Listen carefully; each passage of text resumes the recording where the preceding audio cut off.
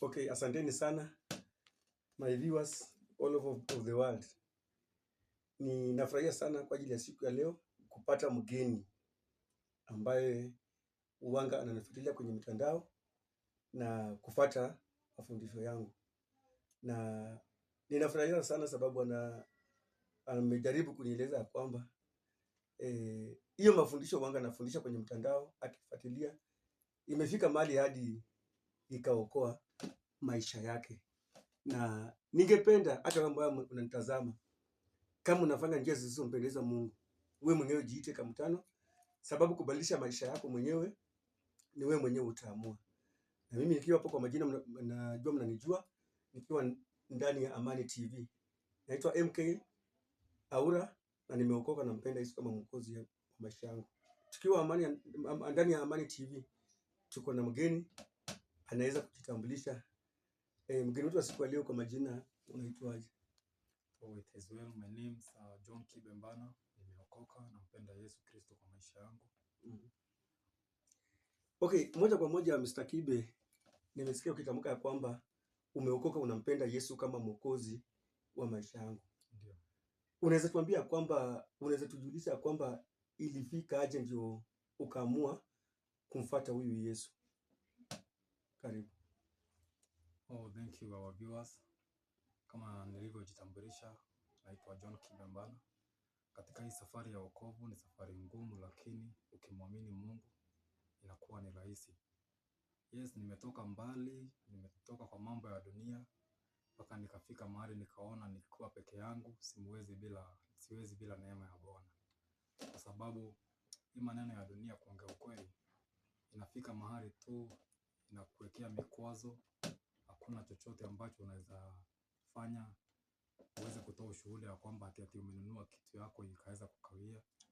Uwezi toa ushuhuda ya kwamba ati hiyo mambo ya dunia ati imekupeleka mahali popote. Lakini unapomwamini Yesu Kristo, njia zake hazibahatishi. Njia zake ni za uzima. Na shukuru kwa wakati huu wa leo kujua kwamba kila kitu nitendacho saa hii natenda nikijua niko na neema ya Mungu. Namshukuru huyo Mungu sana. Yes, unaweza ona kama chochote kenye unaomba ati hakikuji, lakini deep down your heart ukimwamini Mungu, even you yourself, your own atmosphere huwa ina change. Unasikia tu kuwa na raha ndani ya wokovu, kwa sababu kazi zake hazina makosa. Na hii hananga ile kukimbilia. Lazima ukuwe prepared in maturity in faith. Lazima pia wewe, hata kuna mafundisho tunafundishwa kwamba whenever you pray, si lazima watu wafanane. Kuna mwenye anaomba Mungu anamjibu maombi yake as soon as possible. Kuna mwenye anaomba unakawia kama hujajibiwa. Lakini lazima Mungu kabla akupatie kile ambacho ni chako, lazima ukuwe prepared and matured in faith. So our viewers, mimi naweza waomba ni prepare yourself in faith, ukuwe mature, ndio ile wakati Mungu anafika kuachilia blessings zako, unapata siza kustukia na sitaweza kukusaidia. Kitu kingine ni kuomba. Wherever you are, whatever you are doing, always stay meditating in the word, because whatever come from the mouth inakuanga imetoka ndani ya roho. So whenever you are meditating in word, chochote kitakachotoka kwa mdomo yako itakuwa ni maneno ya kubariki na si ya kukasa. Asanteni sana. Okay, asante sana my brother Kibe kwa kuja kunitembelea kwa hii studio yangu ya Amani TV. Na Mr. Kibe, unajua unatazamwa na watu wengi, na ningekupenda at least utuelezee kwa ufupi ya kwamba wakati ambapo ulikuwa hujamjua Mungu ulikuwa unapitia katika maisha gani ya changamoto kama gani, na utaongeza sauti kidogo ili ule ambaye mwenye bado ako katika maisha ya dunia aweze kumtafuta Mungu. Before uokoke ulikuwa unapitia katika maisha gani? Maisha ya kuteseka, kukataliwa na watu, kutompendwa na wazazi wako, kudharauliwa, ama wewe mwenyewe unajua changamoto zenye ulikuwa unapitia. Karibu sana utuelezee, at least inaweza kuwa ule mwenye hajaokoka. Karibu sana Mr. Kibe. Yes, asante sana ndugu yangu. So for me nimekuwa na tough journey. kufika mahali ambapo nimefika kwa leo ni kwa neema tu ya Mungu. Ila venye tu nimesema hapo awali, maneno ya dunia, mimi nilikuwa mtu ambaye nimpenda pombe sana. Pombe kila siku kila siku. Hakuna chochote naweza fanya ama kufikiria ama kuwaza bila pombe. Inafika mahali ya kwamba hata familia yangu inasambaratika juu ya pombe. Tunatengana, tunagawanya. Inafika mahali ya kwamba hata yani pombe ndio kila kitu. Hakuna kitu inaweza tanguliza mbele ya pombe. Unajipata ya kwamba mpaka unakosa mpaka school fees ya mtoto. Unaenda unaingia ndani ya nyumba, unaanza kuuza kitu ambacho uko nacho kwa nyumba ndio uweze uende kwa kunywa pombe. Na yenyewe ni ya kuumiza sana, ni ya kuumiza sana. Yani hakuna kitu Mungu anaweza kubariki nayo ikae kwa mikono, kwa sababu huna ile hekima, huna ile neema ya kulinda hiyo kitu. So our viewers, popote ambapo mlipo, hiyo pombe ama hiyo maisha yenye ulio ndani nayo sahi, whatever the situation that you are facing cannot define your future or your own yourself. Lakini Mungu mwenyewe is the only person who can define your own future. So usione kama umekwama hapo ama umepigiliwa hapo ndani ati ya kwamba huwezi toka hapo. Omba Mungu hekima yake na neema yake. Na Mungu hawezi kuja kukutafuta. Lazima ujiite kama mkutano kama penye nilivyojiita. Nikaona hii mambo ya dunia ni ya kuisha. All in vanity. Nikafika mahali ya kwamba lazima nimtafute Mungu, kwa sababu yeye mwenyewe hawezi nitafuta. Na nilipomtafuta akaniamkua vizuri, akaniunganisha na marafiki wazuri kama mwenye mnaona hapa MK Yaura. Na saa hii tunatembea naye kwa njia ya wokovu, tunashiriki pamoja. In the moment sioni kitu ama jambo lolote ambalo linaweza fanya ni backslide katika kwa wokovu wangu. Nashukuru. Asante sana my brother Kibe, umejaribu kuelezea mzuri. Na my friend Kibe, unajua hata hiyo changamoto ambayo ulikuwa ndani ya ulevi, hata mimi ndio changamoto ambayo nilikuwa ndani. Na ninashukuru sana venye umeelezea kwamba unaweza tashindwa kupata school fees ya mtoto. Unaweza jipata katika ile hali yenye hata hiyo hali si yako, lakini unapata unaanza kufanya vitu zenye hazimpendezi wazazi, hazimpendezi marafiki. Unapata unaanza kukataliwa mpaka hadi na familia. Wanaanza kusingizia maneno yenye hata haujakuwa ndani. Pombe inaweza fanya hata usingiziwe ya kwamba wewe ni mwizi, mambo mengi. So hiyo changamoto Kibe yenye umepitia ni ndio hata mimi hali ambayo nilikuwa ndani. Na nafurahia sana. So unaona wanga nawahimiza katika hii ndani ya Amani TV ya kwamba unapochukua hatua ya kuokoka utaokoa mwingi. Sasa unaona katika hii wokovu wangu nimeokoa Kibe. Na Kibe mimi naomba venye pia ameokoka atakuja kuokoa wale wengine zaidi.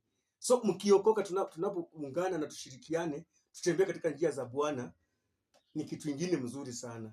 Ndio unasikia kuna msemo unasema mtoto wa mwenzio mtoto wa mwenzio usifanye nini? Usimdharau, msilalie mgongo wazi. Vitu kama hizo. Methali, mimi si msomi sana lakini nakumbuka hapo 1 2 3. So my friend Kibe, wewe sasa ni ndugu yangu, wewe si rafiki. Wewe sasa ni ndugu yangu wa kiroho ambao tutatembea naye katika njia za wokovu ili tujaribu kusaidia wale wengine ambao ni tuliwacha huko. Najua hata wewe kuna baadhi ya marafiki zako wengi sasa hivi wakikutazama hawataamini kama kweli ni wewe. Hata labda kuna kazi ulikuwa unafanya mali, wale madirector, wale whatever wakubwa wako hawezi amini kama sasa hivi wewe ni mtu wewe sasa sasa hivi ni mtu mwingine, si yule mtu wa kawaida. Sasa hivi umebadilika katika njia za Bwana. So ningependa jambo lenye ningependa pia ujaribu kueleza viewers ya kwamba wale ambao wenye bado tumliacha katika ndani ya ulevi, unaweza wahimiza namna gani? Unaweza waambia aje? Sasa hivi umeshaona, umeshajipima ukaona kwamba sasa safari ya ulevi nimeacha, nimeingia katika sasa safari ya wokovu. So swali langu ni je, wale ambao tuliacha huko ndani unaweza wahimiza ama unaweza advise aje? Karibu. For me, bila hata kupoteza wakati wowote, yeyote ambaye unatutazama pale na umekwama pale, hata hao marafiki wetu wenye tuliacha pale ndani ya hiyo slavery ya alcoholism, kitu ambacho naweza taka kuadvise na kuwaambia ambao ni ya ukweli ni ya kwamba tuondokee hiyo maisha ambayo tunaishi ambayo sio yetu. The moment Mungu amekupa ile neema ya kutoka huko, ndio utaweza kujua kwamba ulikuwa unaishi maisha ya wenyewe, na si ati ya kwamba tumejitenga nanyi. Kila wakati tunaendelea kuwaombea kwa maombi yetu, tunaomba hekima ya Mungu na neema yake wajalie popote penye mlipo, muweze kukuja kushuhudia wema wa Mungu pamoja nasi, kwa sababu kuongea ukweli, kwa Yesu kuna raha. Kwa Yesu kuna raha kabisa. Yes. Okay, asante sana ndugu yangu Kibe, ninafurahia. Na wewe ambao unamtazama, labda unajua my brother Kibe, umekuwa ukitembea naye, unajua changamoto ambazo amekuwa ndani za ulevi. Chukua hatua pia wewe. Tafuta Yesu. Na ukimtafuta Yesu, ni wewe mwenyewe utajicommit kutia nguvu ya kumtafuta. Unapomtafuta atakupokea. Sababu nikikumbuka kitabu cha Yohana Mtakatifu 14:14, ni mwanga najaribu kuwaelezea kwamba hiyo kitabu kinatuambia neno lolote mtaliomba kwa jina langu, nitafanya nini? Nitajibu ama nitalifanya. Neno lolote ambalo mtaliomba kwa jina langu. Alafu sasa wewe nao unamtazama hapo, si kwa jina langu mimi MK ama Kibe, jina la Yesu ama neno. Neno liko wapi? Kwenye Biblia. Unapotumia hiyo neno ukimuomba Mwenyezi Mungu, atafanya nini? Atajibu na atatenda. So wewe mwenyewe chukua hatua ya kwanza kuwa na tamaa, kiu na kujicommit kwa hiyo kitu ya kwamba unataka. Commit kwa hiyo kitu ambacho unataka kikuondokee. Ni wewe mwenyewe utafanya, ni wewe mwenyewe utachukua hatua ya kupata hicho kitu. Na my brother Kibe, bila tukimalizia na bila kupoteza wakati, niliona nikikuwa advice about our church ambayo inaitwa The Synagogue Kenya.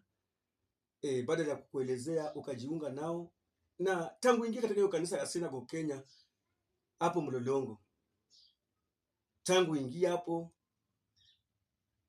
ukafanya maombi na ukaombewa, ukachukua hatua ya wokovu, ni mabadiliko gani ambayo unaweza sema ya kwamba umeona kuna baadhi ya vitu zimechange kwa maisha yako? Because all the time nikifundisha viewers wangu hawa, wanga nawaelezea mpaka nawaambia penye pia mimi napatanga haya mafundisho, ndio nichukue hii matunda nikuje tushare nao. Jinsi ambavyo ulijiunga na kanisa ya Synagogue hapo Kenya Mlolongo, ni nini aswa kimechange kwa maisha yako, na nini aswa, na ni matunda gani mazuri na ni ubaya gani ambao umeona pale? Karibu. For me as an individual, chenye naweza waambia ni kwamba hapo mbeleni nimeona change, kwa sababu hapo mbeleni I had a commitment in alcoholism, lakini right now the commitment that I have from my heart ni kutafuta neema ya Mungu popote na kwa lolote, kwa njia zozote. Hiyo ni kitu ya kwanza. Amenichange hiyo commitment ya kutoka kwa vitu za dunia. Sasa hii commitment yangu ni ya kwenda kumtafuta. Sasa hii hata venye tu neno la Mungu linasema, because it is written, ya kwamba Mungu anabariki aliyowapenda, na hawezi kupenda ukuu mbali na yeye. Sasa hii amenivuruta, akaniweka mpaka akanichangia surrounding ya marafiki. Sasa hii ameniondolea hata marafiki ambao ni wa kunipotoza, ameniletea marafiki wengine wapya, amenikava tu na helmet yake mpya ya neema. Sasa hii hata siwazi tu, ni kumueleza tu, amenifunza kuomba, ni kumueleza tu jambo ambalo nataka anisaidie, na ninapomueleza amenifunza ya kwamba pia nampatia time ya kurespond kwa maombi yangu, na amenipa mpaka patience. Hata nikiomba leo hiyo jambo likose kufanyika leo ama kesho, bado niko na ile patience, na amenipa mpaka perseverance ya kujua kwamba nafaa kuongoja, kwa sababu chochote ambacho kinakuja kwa haraka, mara mingi wakati unapoomba, mpendwa mtazamaji, usikubaliane na kukimbilia ambacho kinakaribiana na chenye uliomba, kwa sababu hata ule mwovu shetani anakuanga anasikiza hiyo maombi yako. So the moment unaenda unapata umeomba kitu na kitu inakuja pale, kabla ukichukue, mimi nimefunzwa ya kwamba na nimeweza kuelewa ya kwamba kabla uchukue hiyo kitu, omba neema ya Mungu, muulize, atakujibu